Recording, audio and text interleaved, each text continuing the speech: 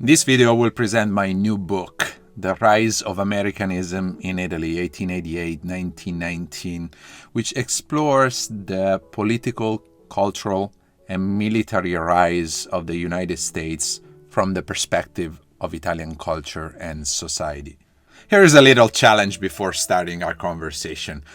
How many figures can you name in 10 seconds, starting from now?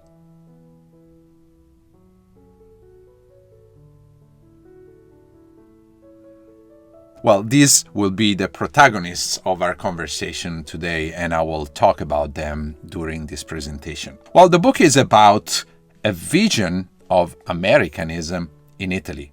That is, debates on America that take place in Italy in the years of the Great Emigration. So these are some images that accompany the debates on emigration, which are political, cultural, and social. Some paintings represent the drama of separation, the drama of an uncertain voyage, and written testimony by the journalist Edmondo De Amici sull'Oceano, translated as On Blue Waters, describing the travels of Italians to the Americas at this point, where the word America means both continents. The book also explores Americanism in Italy as a cultural, political, and financial export by Americans that are in Italy during the time of the Great Emigration. J.P. Morgan, who dies in Italy in 1913, Elena Blavatsky, who brings theosophy to Italy, the import of American literature, so Little Women or showmanship in the case of Buffalo Bill. So we'll explore Italians in America, travelers, journalists, scientists, missionaries that give a report for Italians in Italy about this America that everybody is talking about. We'll also explore Americans that at the same time are in Italy. So presidents, and here you see Roosevelt, who was welcomed as a hero in Italy both in 1909 and 1910 after his term as president. And you will also see Wilson, who was welcomed as a hero in 1919. So here is our timeline. We'll discuss in the first chapter the period of 3 years that runs from the first emigration law that Italy passes in 1888 to the crisis of New Orleans in 1891, when the lynching of 13 Italians led to a diplomatic rupture between the United States and Italy. We'll discuss then the period between the celebrations for the fourth centenary of Columbus's voyages to the New World to the Spanish-American War in 1898 and its repercussions in 1899. We'll then explore from the other side how the United States expand their influence as an industrial political power in Europe, and not just in the Caribbean or in the Philippines, through the use of the soft power of industry, through the export of the American way of life. We'll see how this export will generate in Italian culture a subgenre, a form of Americanism as an endogenous reflection or re-elaboration of American import. We'll explore then the 1910s as the years of the rise and fall of transatlantism, that is, bidirectional relationships between Italy and the United States, and the direct intervention of the United States in the European war, first with financial and sanitary aid, then through a military aid, starting from 1917. Now, this time period of my analysis revolves around two symbolic dates: 1888, the first law of immigration passed by the Italian government, and 1919, Italy's withdrawal from the Versailles Peace Conference. This period coincides in the United States with the Reconstruction following the end of slavery, the growing industrialization, and the beginning of mass immigration. And the book explores American politics starting from President Cleveland, then going into McKinley, Roosevelt, and Wilson, and then the nativism of the 1920s. In the same years, in Italy, we face a social issue, the beginning of industrialization, the Southern issue, the crisis of southern agriculture and the Roman issue, the clash between the Catholic Church and the secular state. Starting from the perspective of the Holy See, we also see this clash as an internal clash between two positions: conciliatorism, position of openness toward the secular state, and intransigentism, a position of non-expedit, so the non-opportunity for Catholics to participate in the new state. These internal divisions are marked by the same opposition in the United States between Americanism as an openness to the secular state and American society, and Romanism as dependence on Rome and papal fidelity. These years are also the years that Stephen Kern defines as the age of time and space, years of big changes in the world's perceptions, the years that are marked by a significant acceleration, quantification, and manipulation of time following the development of certain inventions. So phonography, the idea of reproducing a live performance, urban electricity, which means the possibility to outlive the day, the darkness. World standard time that establishes a new origin of time, cinematography that allows humans to see instant again, and daylight savings, which is the possibility to revert the linear nature of time. These are also the years of the conquest of spaces and the pursuit of ubiquity. So through mobility, trains, the big lines that allow bigger connections in the geographic spaces, liners across the ocean, and airplanes as the conquest of the sky. Also experience ubiquity for the first time through photography, the ability to see from a distance and chart visually the whole earth, and telephony as the ability to be at the same time in the same communication, even though in two different places. This is also the key of radio, or what was called wireless telegraphy. These are also the years of relativity, where time and space become plural, following the crisis of Euclidean geometries and the development of Einstein's theory of relativity. These are also the years of the discovery of the self, what's inside. So Röntgen, the development of X-rays, 1895. And if you think about like the interpretation of dreams and the development of psychoanalysis, 1899, 1900s by Sigmund Freud, the development and discovery of what's inside the I, or the self. Now, I will start our narration from 1869, the opening of the Suez Canal, which creates a new route for goods from India or Asia to arrive to the Mediterranean.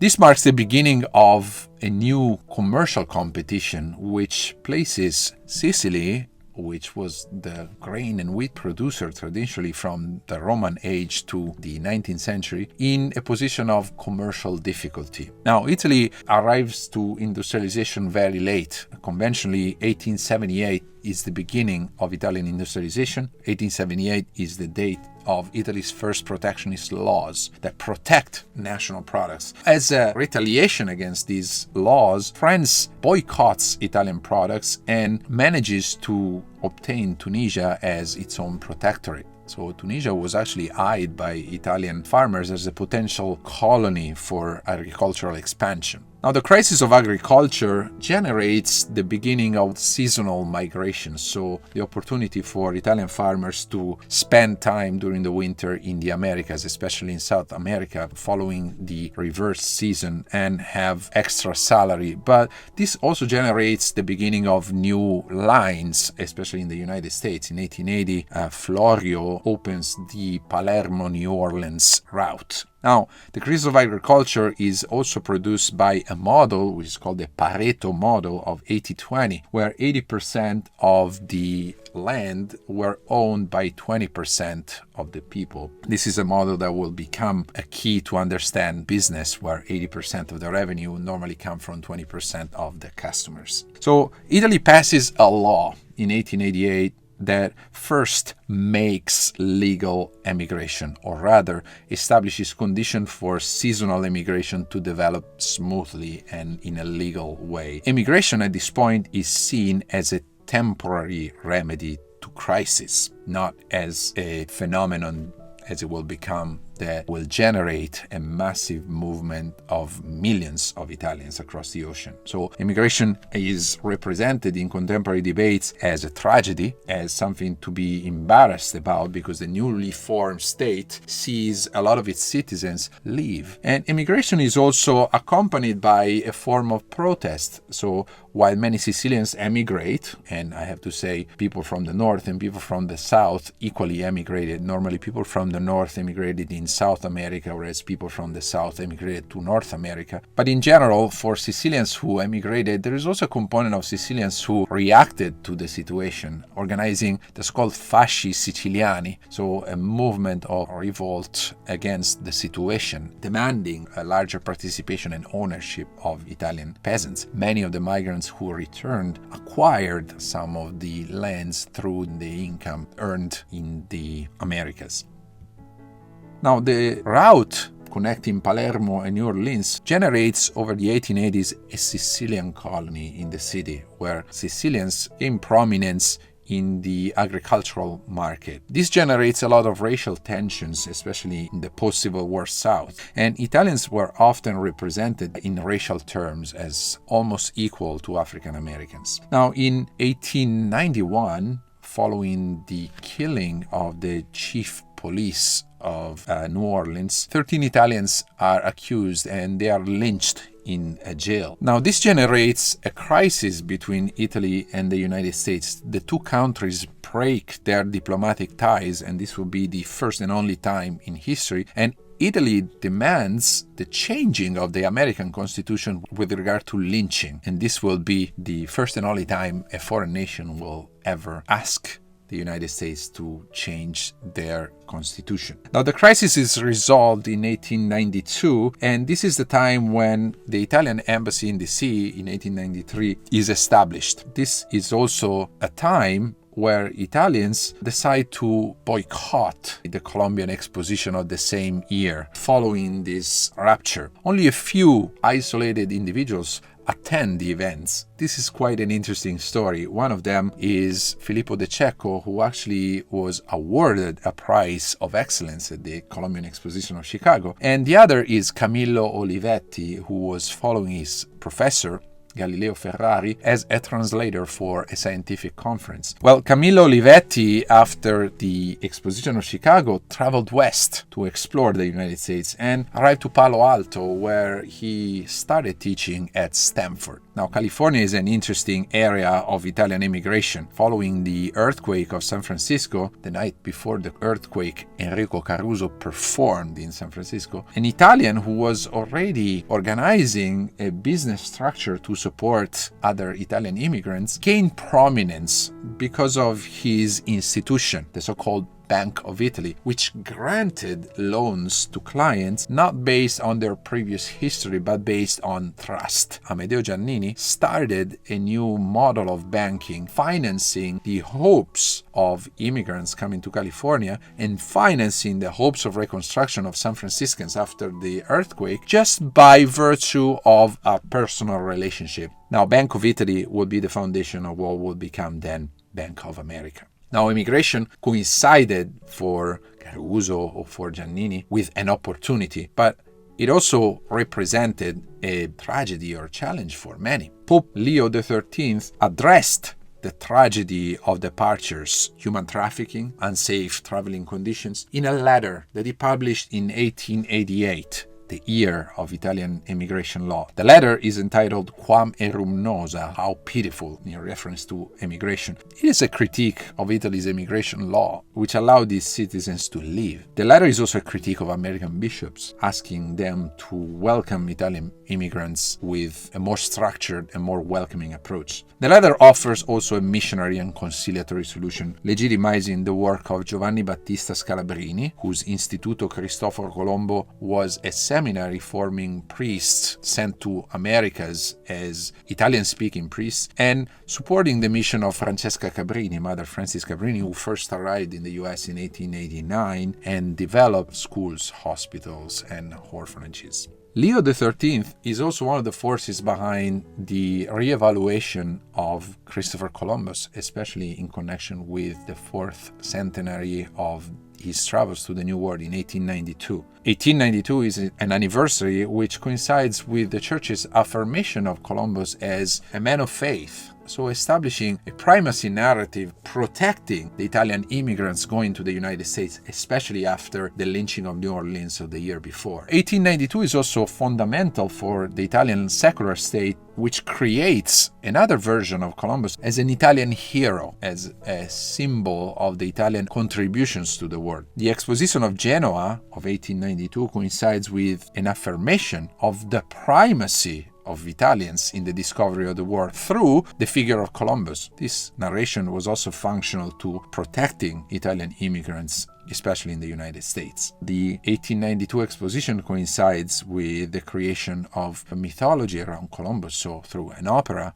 The mythology around Columbus continues in 1893 from an American perspective through the World's Columbian Exposition of Chicago, which celebrated Columbus and gathered all the artifacts related to his life in the city of Chicago, bringing forth sources from the Holy See, Spain, Italy, and the United States. This was the first time in which sources about the life of Columbus were gathered after 4 centuries. Now, in the Exposition of Chicago, Buffalo Bill presents his Wild West show introducing Columbus as an archetype of the American pioneer, of the American entrepreneur. So Columbus, in a way, represents an American hero who anticipates the entrepreneurial attitude of Americans. This idea of Columbus as the proto-American supported the push to transform the United States from a melting pot of European cultures into an independent culture, into a new world, as also stressed in 1892 by the creation of the Symphony of the New World by Antonin Dvorak.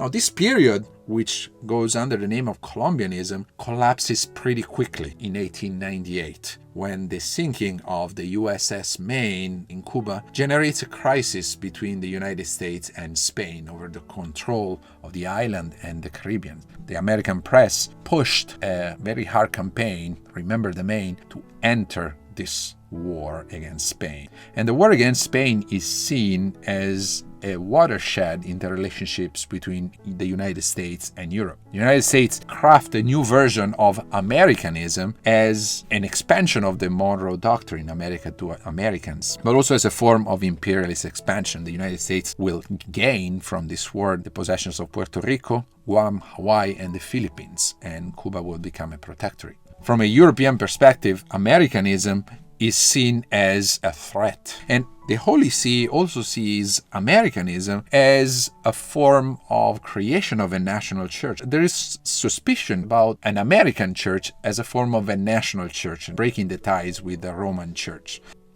Now, during the war, the secular press sends journalist Ugo Yetti, who writes about the United States from America, describing this new threat to European or Italian audiences. In 1899, the Pope reacts to this American national church, condemning it as a form of independent church separated from the Roman church. Following the turmoil of 1898 of Milano, which was one of the consequences of the Spanish-American War, the rising wheat prices that generated a fierce reaction in the Italian society that was shut down militarily by the Italian army. Following these events, an Italian immigrant, an anarchist who was based in Paterson, New Jersey, decides to retaliate this event by traveling back to Italy in 1900 and killing King Umberto. So Gaetano Bresci was the anarchist killer of the king. This event in 1900 also generated the suspicion around Italians following the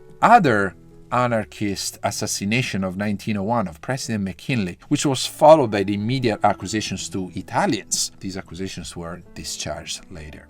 Now, during this time, while Italians are traveling to the United States, also Americans are traveling to Italy, and one of the most powerful figures traveling to Italy is William Cody, or Buffalo Bill, who organized 2 tours in Italy in 1890 and 1906, which had a great impact, not only because they brought a new mass-produced show and also introduced American elements like popcorn in 1890 in Bologna, but also impressed the futurists who created the Serate Futuriste, so the futurist soirée, as an imitation of this show of animal circus artists and acrobats that Buffalo Bill brought to Italy. Buffalo Bill also impressed Emilio Salgari, who attended the show of Verona in 1906 and wrote a trilogy of Western novels based on the show. This is kind of the beginning of a Western genre that will take place then in the post-World War II years. The most impressed spectator of Buffalo Bill's show was Puccini, who attended the performance of 1890 in Milano and based his later opera La Fanciulla del West upon the impressions of the Wild West show and presented the opera on December 10th of 1910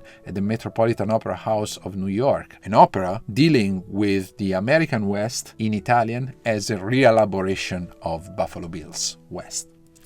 This is also the period where American travelers visit Italy more massively. Shorter travel time by ever more powerful liners guarantees more American travelers to visit the peninsula. One of them is Henry James. Henry James travels to Italy several times and writes a book, Italian Hours, where he reports of his travels. His reports are challenging an idealized version of Italy that most American travelers had. James observes contemporary Italy, also with some criticism. The same way another traveler, the portraitist John Sargent, explores Italy from a less stereotypical or postcard image and represents it through a contemporary lens, exploring in one case Rosina, a dancer from Capri, and in the other case images of Venice that reflect a contemporary view of the city, or a non-banal view of the city as we see in his images under the Rialto Bridge or in his image of the pavement of St. Mark Basilica.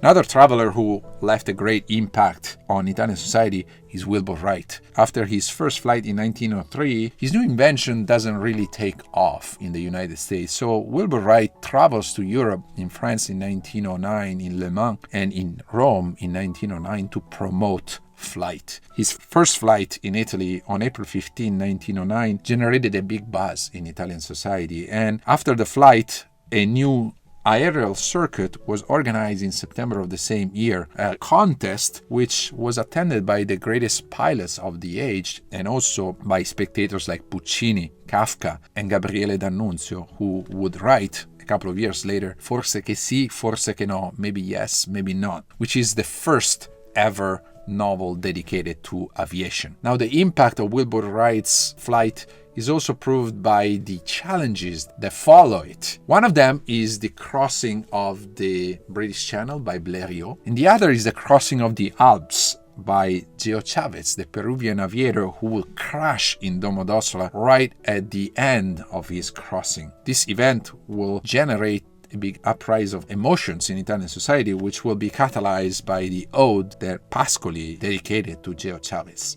Now, in the 1910s, the most important event and form of collaboration between Italian and American society is the European War, a war in which Americans participate right from the start. 1914 is the beginning of the war. Italy enters the war in 1915. The United States sent sanitary and morale aid right from the start. Between 1915 and 1917, the United States built a series of hostels, YMCAs, that are placed all over the national territory, not just on the front line in the Northeast, and developed forms of sanitary aid through the creation of hospitals and the import of new medical tools.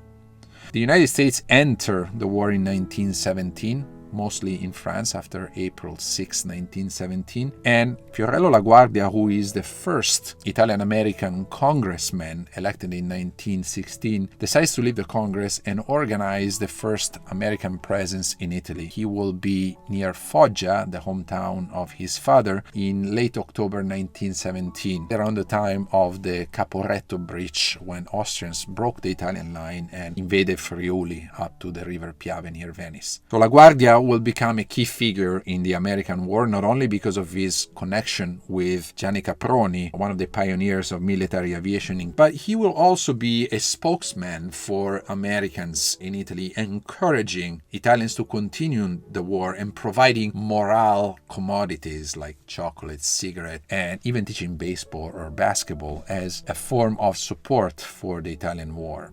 Now, Americans will be sent to the Italian front behind the River Piave in 1918. Among them, two intellectuals will operate in those lines. One is John Dos Passos, who was part of the sanitary contingent, so the ambulances providing help and relief to Italian soldiers, and Ernest Hemingway, who was behind the lines, wounded, as you know, from A Farewell to the Arms, and witnessed the presence of the American division in help of the Italian war.